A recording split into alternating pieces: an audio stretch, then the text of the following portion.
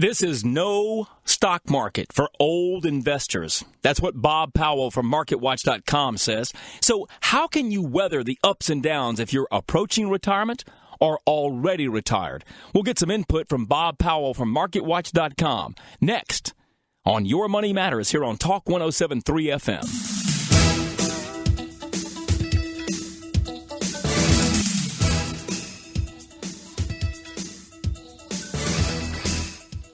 There are plenty of people who believe a safe retirement is too good to be true, that there is no safe place for you to go with your money.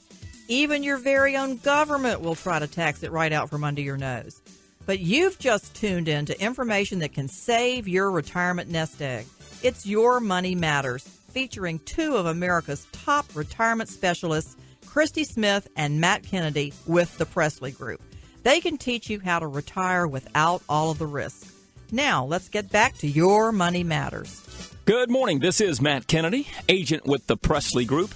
Christy Smith, the owner and founder, will be along very shortly. But today we want to dive right into our guest. Bob Powell is with us about once a month. He writes for MarketWatch.com. Bob also publishes the Retirement Weekly newsletter. You can learn more about that. Just visit MarketWatch.com. Click on the tab that says Retirement, and you'll see Robert Powell's articles there. And there's information on there about how to subscribe to Retirement Weekly. But Bob always brings us great insight, and his most recent article is entitled No Country for Old Investors. If you like the death-defying roller coaster rides, then what's going on right now in stocks and bonds, in the stock and bond markets, probably suits you fine, writes Robert Powell. But he's saying this is no market for old investors. Bob, take us through your column where you talk about this market and what it means for people who are nearing retirement or already retired. Sure. I mean, what happens typically when markets start to get volatile as they are now, when you see the stock drop 200 points in a day, or when you see the 10-year U.S. Treasury rising upwards toward 3%, is people start to get nervous, and they begin to wonder whether they should bail out of stocks or sell their bonds. And so what we proposed to do in this column was to give people a chance to sort of think about what they're doing before they do it, and to make sure that before they do anything, it's not rashly, that it's in line with what their designed plan was. So the first thing that we talk to people about is this notion that if you have a written financial plan and you have what's called an investment policy statement in place, then those two things would likely prevent sleepless nights when markets tumble or bonds rise. And that, the key to having an investment plan, an investment portfolio, is that, when you're building an optimal portfolio designed for the long run, it means never having to freak out when there's a 200-point drop in the stock market. Right. Can we talk specifically about bonds and both bond funds? Some people may be asking, why has that moved so much? It has to do with interest rates, right? Well, it does. So right now, what we know is that the Fed has been pumping money into the economy through its QE program, and that they have suggested that they will begin to taper down that program in the coming months, and everyone is speculating when that might be.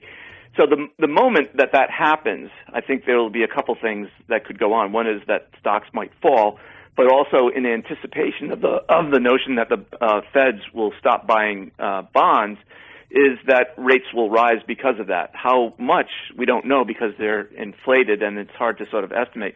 But what we know is that, the economy is improving, unemployment rate is coming down a little bit, and all those things were the things that the Fed said needed to happen before they stopped tapering its stimulus program. So obviously, when the economy starts to improve, you might see signs of inflation, and inflation, obviously has an effect on bonds because, as rates rise, as inflation rises, so too will bond yields. So with the person who is saving for retirement but getting close, you have some guidance for them. That's right. So, obviously, if you don't have a financial plan, get one. If you don't have an investment policy statement, put that in place. The investment policy statement will do a couple things. One is that it will dictate what your asset allocation should be. How much should you have in stocks? How much should you have in bonds?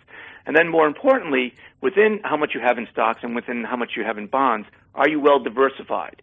Because the notion is that if you're well diversified, when one asset goes up, the other might go down, and when one goes down, the other might go up. So if you're well diversified, you'll be able to ride out these bumps. Obviously, what happened in the past couple of days is it wasn't across the board, right? What we're watching is not just that one type of stock. Not all stocks are going down. One kind of stock is going down, and another kind of stock is going up. So if you're well diversified, you can ride these kinds of storms out. And so that's the important part about having an investment policy statement. The other is assuming that you have the right asset allocation, that you're properly diversified, you should be rebalancing your portfolio. And if you're close to retirement, now might be a time to look at your portfolio and rebalance it. Sell your winners and reinvest the difference in your losers. Or when you're selling your winners, maybe take some money out of the market, set it aside so that you have living expenses for the next 6 to 12 months. And that way, what you'll be doing is reducing your exposure to the market, making sure that you have enough money set aside to pay for your living expenses, and you'll be able to sleep at night if you do those kinds of things. And you write, if you're in retirement, how can you survive another downturn? Talk about for those who are already retired, who are certainly nervous about this volatility. Well, again, the thing about surviving these kinds of downturns when you're in retirement is ultimately you want to reduce your exposure to risky assets, but you don't want to reduce it so much so that you don't have an opportunity to, so that if you have 30 years in retirement, that you don't have any assets that are keeping pace with inflation. So it's a very delicate balance. But the thing that you don't want to do is to put at risk your standard of living in the present, because you may need some of that money to live on. So the thing is, you can't bet the ranch on stocks, and now more than ever, those of us who have witnessed the year 2000, the year 2008, and the possibility of what could happen if the Fed starts tapering, is you don't want to put the money that you need, for your housing, for your food, for your transportation, for your the necessities, the necessary expenses in retirement at risk in the stock market. Robert Powell is the editor of Retirement Weekly, published by Market Watch. You can find out more at marketwatch.com. And you've long preached, I guess that's the right word, Bob, you've long preached that when you're in retirement, make sure you've got that stable platform beneath you with some sort of fixed income portfolio as well, right? That's right. So, one of the things that people, there's a new line of thinking that says what you want to do is to create a floor for your standard of living. And that floor could be made up of any kind of investment that you think will, make sure that you have income to support those expenses.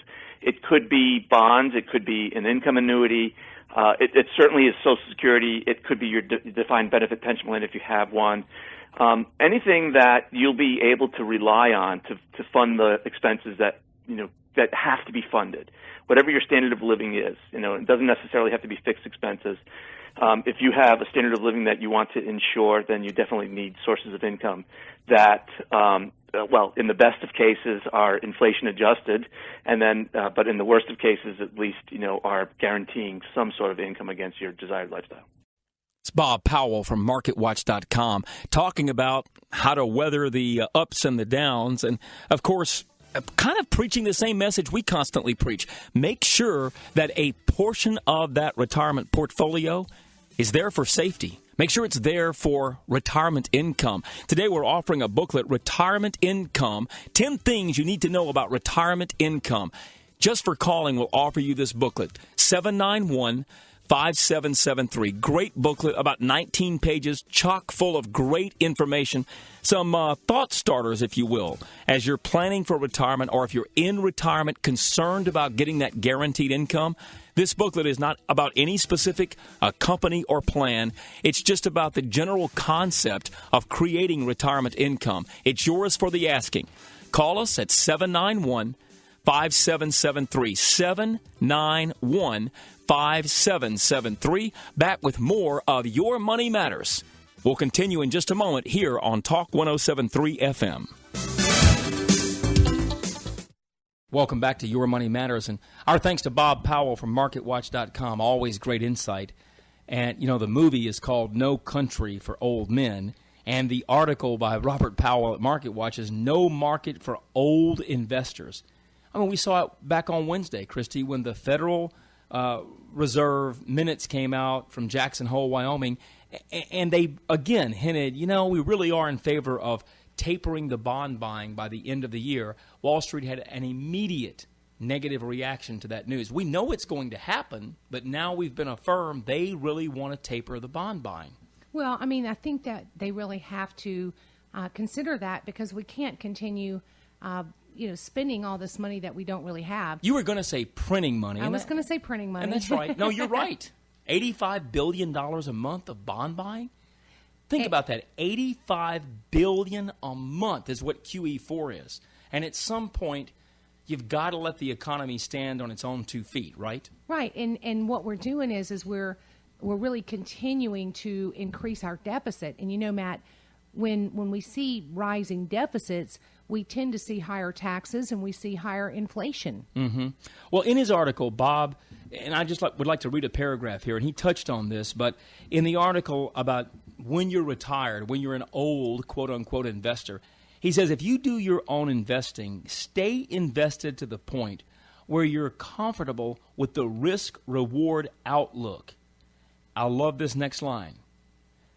You should incorporate valuation and a margin of safety into your selection process. Let's focus on that.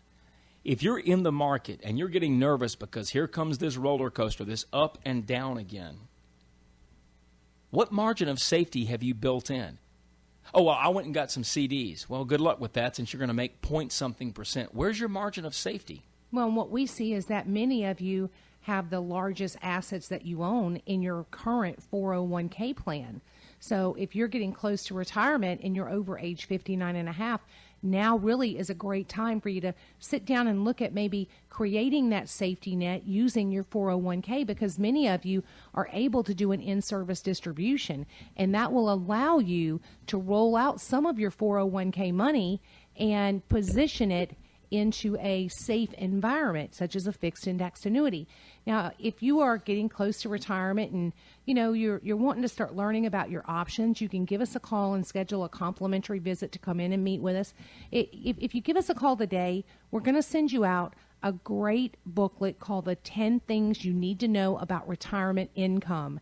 I love this booklet. We've given it out in the past. I will tell you, Matt, the last time we gave it out, we had about 15 calls. Mm-hmm. We had to reorder. And after about a week and a half, we had 7 or 8 of them call back and tell us how much they appreciate it, because this brochure really talks about, different facets that we have to include that, maybe we didn't think about when we're looking at planning for retirement income.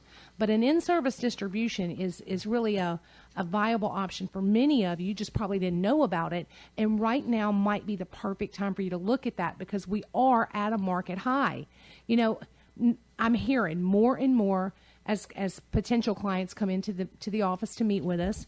They're saying, Christy, I think the market's at a high.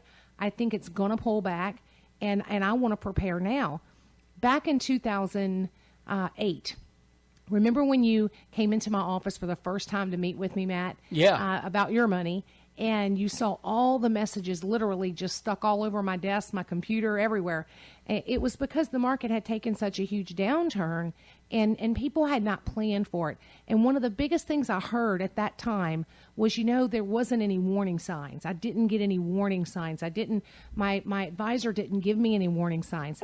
And really it was odd to me, because for probably 6 months on the radio, we spoke about Harry Dent predicting a major downturn. As a matter of fact, can I just say, we're going to play at the end of the show today Harry Dent's comments. He made some comments that were very eye-opening late last year. I'm going to play those at the end of the show today, but go ahead.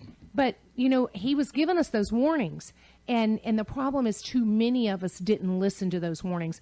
I think right now, more and more people are starting to listen to those warning signs. And if you're getting close to retirement, you need to sit down and decide, hey, can I stomach another 2008? Can my retirement portfolio handle that? And if the answer is no, and you're over 59 and a half, give our office a call and schedule a complimentary visit to come in and meet with us. Our office number is 791-5773. 791-5773. And don't forget, you can go to our website, safemoneyplan.net. Now, many of you do not know, but we have a Facebook. The Presley Group. Go onto our Facebook. You'll see our grand opening of our new building. You'll see our new video that really talks about us as a company and who we are and what we do. We'd love to see comments on our Facebook. But, more than importantly than anything, now is the time that you take that time to do a retirement physical. I mean, things are not going to continue the way they are. They simply can't. It's just a matter of when. It's not a matter of will it. We all agree it cannot continue the way it has. It's a matter of when. Don't let another 2008 creep into your retirement portfolio and hurt you again. In the article, No Market for Old Investors, Bob Powell talks about what do you do when you're retired? And he quotes a financial planner from up north who says, with the recent run-up in stocks, now might be a good time to reduce your exposure to risky assets. Take some off the table. I mean, that's a plain spoken as you can get, Christy, from a guy who's a stockbroker who says, might be a good time to take some off the table. But here's the thing. You're probably saying, okay, guys, that all sounds great and good. And I can see the market's pulling back. We're worried about the tapering of the bond buying. But if I pull some out and I go to cash, I'm not making anything. If I go to money market, if I go to CDs, if I go to my bank, I'm not making anything. Oh, I know what I'll do. I'll go tell my broker I want to buy bond funds. Christy, we have a word of caution right here and right now. And we're going to talk more about this in the next segment. But please understand that there's a big difference between buying a bond and holding that bond to maturity versus owning a mutual fund that is a bond fund. Because when interest rates rise, as we've seen recently, bond funds fall. The Barclays Aggregate Bond Index is down 3.27% this year.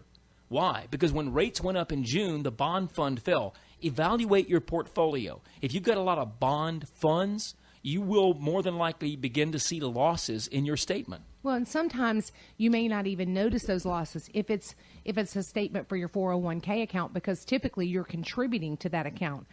So you're adding fuel to the fire. But what we are seeing with clients as they come in with their statements to meet with us for the first time is that many of them are in bond funds, trying to be conservative.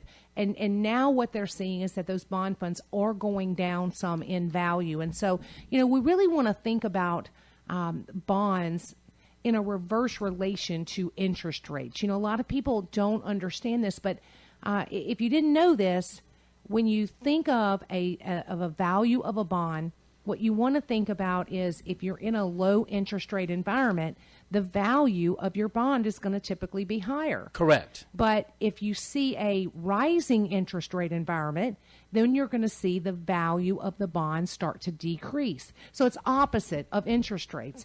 And that's what we're seeing a lot of right now. People that are coming into the office fleet into those bonds as a safety net, and not really understanding that, in fact, you can lose value in a bond. That's right. Now, I want to stress, a bond held to its maturity is perfectly fine, provided that the underlying bond company is safe, which in most cases is fine. Just be aware that when you hear the word bond, that doesn't always mean safety, especially if it's a bond fund in a rising interest rate environment. Well, and we don't offer bonds at our office at the Presley Group. We offer fixed indexed annuities. I mean, we're not securities licensed. We are insurance agents, and we specialize in offering products that are designed for retirement income. Fixed indexed annuities can fit that bill. Everyone's needs are quite different, and that's why it's so important that you schedule that complimentary visit so that you can come in and meet with us and let us give you some great information. Let us teach you how to understand a fixed index annuity, and then you can really make an educated decision whether a fixed index annuity is right for some of your money in your retirement portfolio. Well, when I was talking to Bob Powell, he said, Matt, have you seen the article at MarketWatch.com from my colleague, Robert Klein? Robert's a certified financial planner out in California. Here's his article. We'll talk about this in our next segment. Fixed index annuities as bond alternatives. We're going to talk about that when we come back. If you would like a copy of the 10 things you need to know about planning your retirement income, It's a no-cost, no-obligation brochure, very educational, very well done. Simply call our office at 791-5773, and we'll send that out to you. We would love to sit down with you and help you evaluate where you are with your retirement. Can we help you build that retirement income? And most importantly, can we move you to a position of safety with some of your money? Our number again is 791-5773. Back with more of Your Money Matters in just a moment.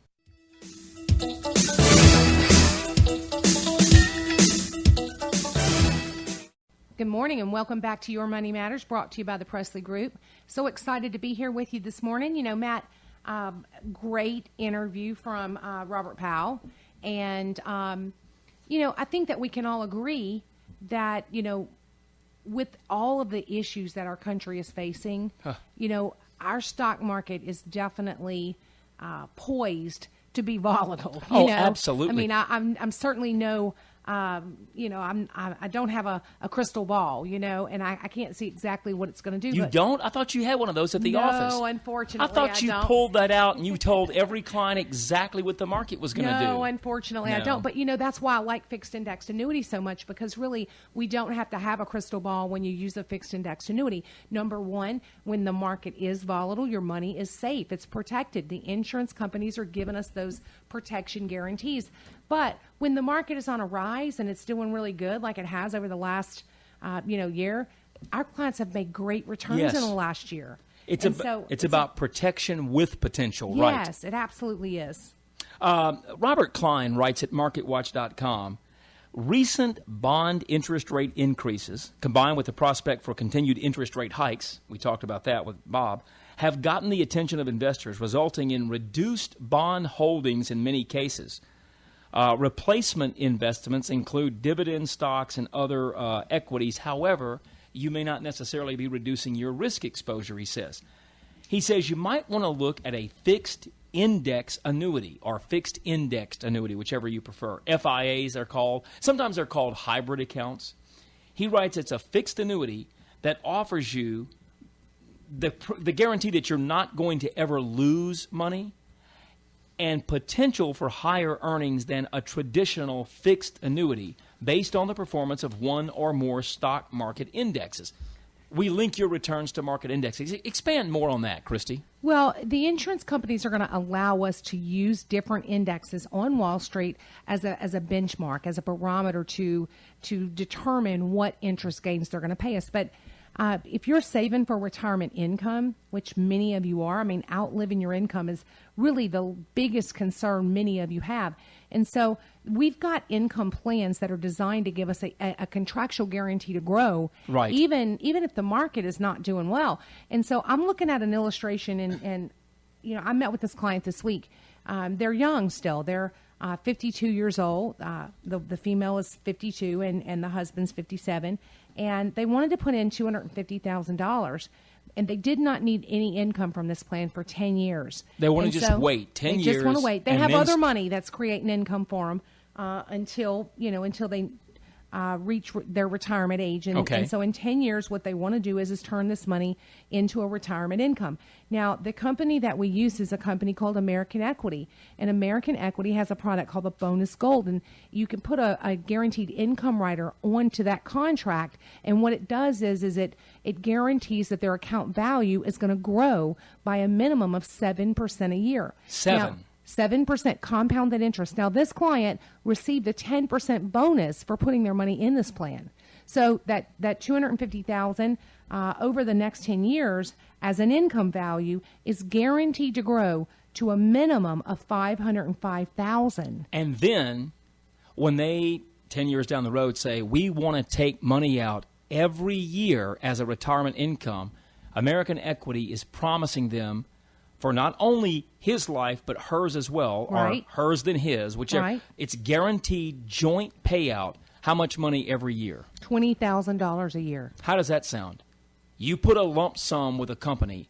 It's a fixed indexed annuity, so it can't participate in losses. Now, we should mention that there is a fee. The fee, I think, is 0.9%, so it's less than 1% for the fee. but the client knows that when they reach a certain age, they've got a contractually guaranteed income plan. You know, Matt, last week you talked about Robert Klein wrote an article and it talked about PIL. It talked about, protected income. Yeah, protection, income, legacy, and long-term care, right. Right. That's what annuities are good for. Right. Well, this plan is going to be their income. Yeah, exactly. This plan has given them that safety net. They have other monies that they can maybe take a little more risk with, but with this money, they didn't want any risk because they needed guaranteed income.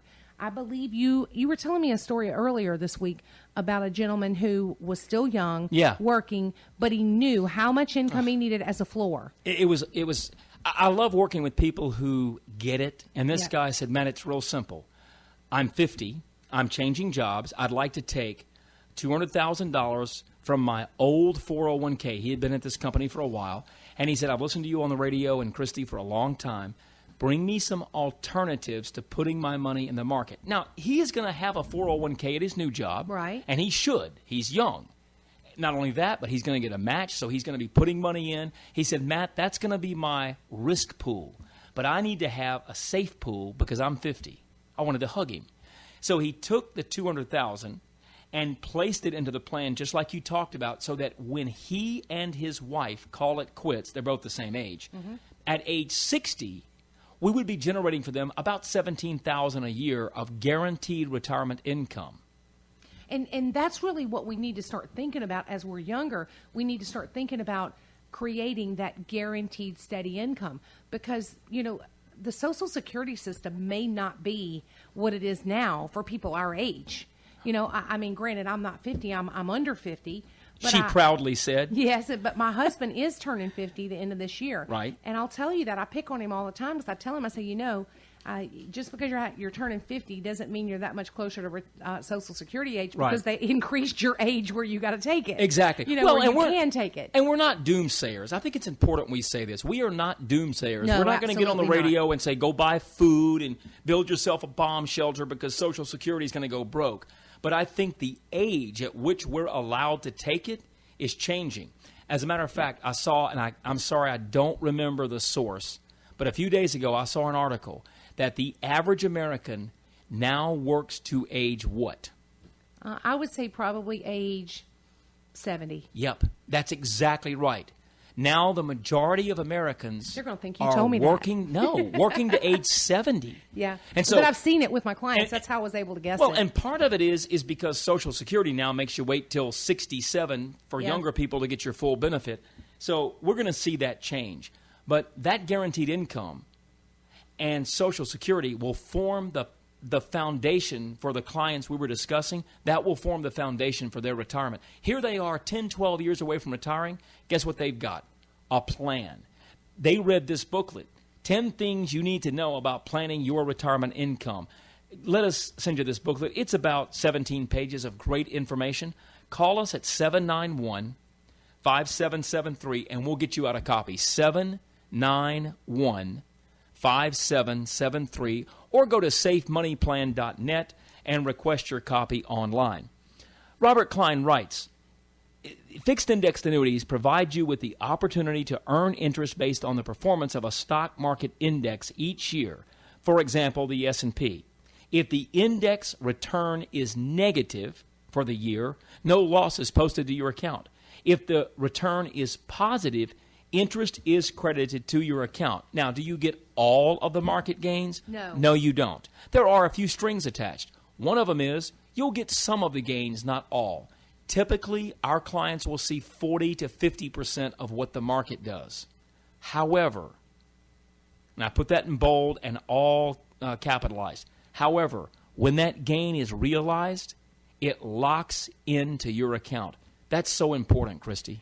Well, it is so important because right now we're at a time where the stock market has really recovered basically since 2008. And so people are now at a level in their 401k accounts that they were, before the market meltdown. Right. And so you feel good to see that value grow. But what happens if you don't capture the gain? It's a paper gain at that point. Then it's a paper gain. Yeah. And so if we see another pullback, that gain can go away again. In a fixed index annuity, the companies that we use a strategy called an annual reset with a lock-in. And so that means that your interest is going to credit the account on an annual basis, and it's going to lock in. It's going to become a realized gain.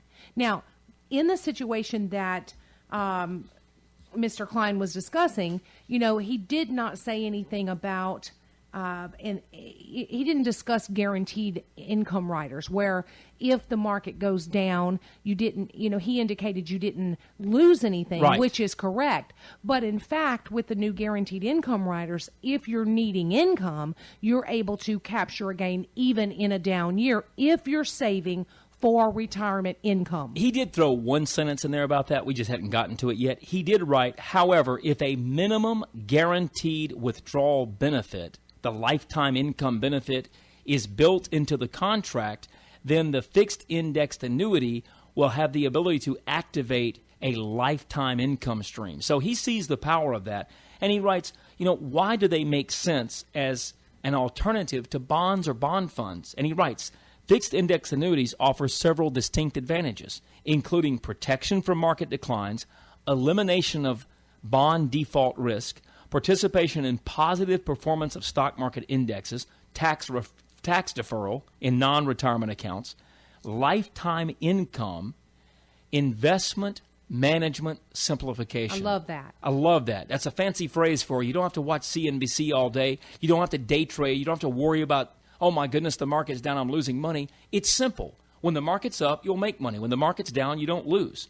And you'll love this one, Christy. I do. Elimination of investment management fees on the portion of a managed portfolio that's invested in fixed indexed annuities. We mentioned a fee earlier. That's a small fee. Many of our plans have zero fees at all. Why? Because you're sharing in gains. When the times are good, the insurance company is making money along with you. And Matt, often I hear from clients as they're new to us, they become our clients. They'll say, I don't understand why my broker never taught me about these plans. And the reason why you never hear about these plans from most of your brokers out there or your large brokerage firms is because they do have low fees, and you're not. Then your money's not considered an asset under management. Correct. And so you are eliminating a lot of those fees. You're eliminating a 12B-1 fee. You're eliminating a wrap fee or a managed account fee. A lot of people think that annuities are expensive. And that, again, is because people group the word annuity into one category, and you really have to separate them out. Correct. But the fees for a fixed indexed annuity are really what I would consider to be a low fee, if any. A lot of our accounts do not have any fees at all. And I like what Robert Klein did. He said, hey, be aware of a couple of things. Number one, annuities have surrender charges, so make sure that you're willing to make a commitment of time, okay? You have to know what the rules are, and at the Presley Group, we're always going to discuss the strings that are attached. Number two, he said, make sure you're working with a solid company. We're independent. We evaluate dozens of companies, and we pick the best ones for us to work with. And he also said, make sure you've got plenty of liquidity, because these plans, while they're wonderful, offer limited liquidity. So we make sure that you have rainy day money. But here it is, Christy, in black and white from MarketWatch.com. Fixed indexed annuities, for many of you, may be a fabulous alternative. You won't know unless you call, right, Christy? Absolutely. Give us a call at 791-5773, 791-5773. Or visit our website, safemoneyplan.net. We always offer a free, no-obligation consultation. It's real simple. You walk into the office. You don't have to put your dukes up. We're not going to shove a pen in your hand. We may bake you some cookies and make you some coffee, but we're not going to, pressure you to do business. We want to find out, what are your needs, what are your goals, what are your desires, what are your dreams, what are your fears. We talk about that, then we put together a plan for you. If you would like the 10 things to know about planning retirement income, same number, 791-5773. We'll come back. We'll wrap up the show. Harry Dent on where he sees our market going in the next year to year and a half. That's next on Your Money Matters here on Talk 107.3 FM. Economist Harry Dent correctly called the stock market run-up of the 90s, the dot-com bust, and the housing bust of 2008. His book out now is called The Coming Crash Ahead. Economist Harry Dent says that the economy and the markets run in generational cycles. It's like seasons, he says, spring, summer, winter, and fall, driven by debt, deflation, and demographics. Here's Harry Dent on his new book, The Great Crash Ahead. People look at stocks over time and say, oh, they go up and down. This is a logarithmic graph, so we take out the exponential trends to make it more relatable to. We take out inflation to make it real gains. And again, people say, okay, economy goes up, economy goes down. We see a 39 to 40-year generation cycle here. Generations earn and spend money in greater numbers, raise their kids, get them through college or school, and then they start to save for retirement and the economy slows down. Every 39 to 40 years, we see major, and I emphasize, major cycles in stocks. And this is where most financial advisors and brokers are going to lose credibility in the coming years. They're going to tell people what they've been saying to the entire boom. Hey, when stocks go up, they go down. Stocks always come back and go to new highs. We have you diversified, no problem. Just sit through this. And it's not going to happen.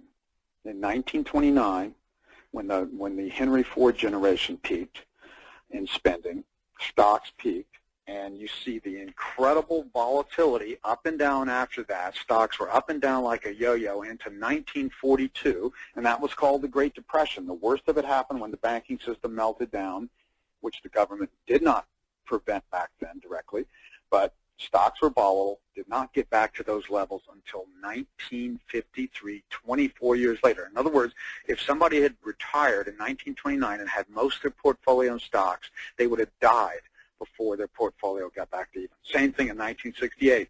Stocks go down for 14 years, adjusted for inflation into 82. Don't get back to those levels until 1993, 25 years later. Now we see, and this is adjusted for inflation, so even though the stock market went to new highs in 2007, adjusted for inflation, we've got another major peak with the baby boom generation that's going to see stocks down, like in Japan, for 12 to 14 years before they turn around. So if we put all this together in demographics, 4-season, 80-year cycle, the boom of the Bob Hope generation, 1942 to 68, the downturn from 69 to 82, that was a 44-year lag for spending because they got married a little earlier. The baby boom from 83 to 2007, boom, bust, 2008 to 2023, something we said many decades ago. So boom, bust, 4 cycles. But what makes it a seasonal cycle is the inflation prices that come from technological innovations and the productivity, rising or falling productivity of generations. So you come out of a depression like the 1930s, that's winter, low prices, low inflation, deflation actually. Inflation comes back in that boom to more normal spring-like levels where everybody's happy, and then when the generation is at its highest growth and productivity with the boom, inflation flattens out. Then that generation slows down in summer, and the next generation, the bigger generation, the baby boom, enters at higher rates, and young people are inflationary, so you get massive inflation, and that's what we saw in the late 60s, 70s, and early 80s, stagflation, slowing economy, worsening recessions, and rising inflation. Not a good time for stocks and bonds. Then you get the fall season. That's what we call the bubble boom season. Baby boom generation brings new technologies finally to mainstream. Computers started back in the Depression or just after 1946, but they were only mainframes in the 50s and 60s, and then mini computers. It was the personal computers with Steve Jobs and all, and Microsoft that emerged in the innovation season of the summer. Summer's also a big innovation season that then moved mainstream, like automobiles and cars and electricity did from 1914 to 1928 to 29, in that fall boom. So you get this explosion in technologies, falling inflation from the productivity of the new large generation and all these technologies, and so you get a bubble boom. With low interest rates, you get high speculation, high growth, and everything bubbles up. And bubbles can seem bad, but the truth is it accelerates entrepreneurial innovation. businesses get easy access to capital, low-cost loans, and they can try all types of new business models because nobody knows what's going to work in the new economy. It's the winter when the bubble finally burst in asset prices and all these companies boom and then bust, and the generation spins and then slows down, and then all these asset prices that everything gets driven up by the bubble falls. The winter is when you decide which companies did the right things and are going to get shifted market share to them so they can have massive economies of scale to bring prices down lower long term. So these 4 seasons are necessary to our economy. They always occur. We study all types of cycles, long term, short term, always 4 seasons. People have, childhood and adolescence, and then adulthood, and then midlife crisis, and then elderhood. Businesses, technologies, product life cycles always go from innovation to growth boom to shakeout to maturity boom. So there's always 4 seasons, and we're moving from the fall bubble boom season to the winter season, and that's the whole point of this presentation. In winter, it's survival of the fittest in businesses to see who's going to survive, and those businesses get rewards beyond compare for the next cycle to come. For investors, the people who preserve their gains from the bubble when everything bubbles up in commodities and real estate and stocks, and have the cash and cash flow and assets to reinvest when things go down, like in the 1930s, benefit for decades to come, like Joseph Kennedy and the whole Kennedy family. So part 2, debt. We've just seen the greatest real estate bubble in modern history. I don't mean the last 50 years. I mean over hundreds of years, and the greatest credit bubble in history driving it. People look at debt. They look at the $14 trillion in government debt going on $15 trillion. Well, that is scary, and that is excessive, but they don't look at the $17 trillion in financial sector debt where government-sponsored agencies like Fannie Mae and Freddie Mac came in with trillions and trillions of dollars and bought up loans to take the reserves off the banks, and then Wall Street took the riskier loans with more trillions of dollars. For the first time in history, banks didn't just lend against deposits. They borrowed to lend. They sold off the loans so they could make unlimited loans. So we have the greatest leverage in the financial sector ever. This did not occur in the Roaring '20s bubble or any bubble in history. $11 trillion in corporate debt, which is similar to how much businesses were in debt compared to the economy in the Roaring '20s, typical bubble. And then, the second thing that is unusual this time, consumers, $14 trillion, as much as the government. Consumers are twice as much in debt as they've ever been at the most extremes in history because consumers were able to borrow unbelievable amount of money against their homes and real estate. So we don't have $14 trillion in government debt. We have $56 trillion in total private and government debt. The private debt went from 20 trillion in 2000 to 42 trillion in 2008. In 8 years, we more than doubled our entire debt for the history of our country. And that's not the end of it. We didn't have Social Security and Medicare and Medicaid in the 1930s and that crash or the Roaring '20s bubble. But now we've had it. It's increased. The government admits $46 trillion in unfunded entitlement liabilities, and they're assuming unbelievable growth in their revenues, which is overstated. Private studies show $66 trillion is more the case, and we've always thought it was $60 to $70 trillion by our rough estimates. We are $122 trillion in debt. Demographics are the trigger for a slowdown in our economy, but the real crisis is around the greatest debt, real estate, and credit bubble in history. The short-term 800-pound gorilla is $42 trillion in private debt that could easily go back down to 20 trillion pre-bubble levels. That deleveraging is what was started to happen in our economy, and the government stopped. The longer-term 800-pound gorilla is this 66 trillion roughly in entitlements. There's no way we can pay the entitlements we paid any more than most corporations can.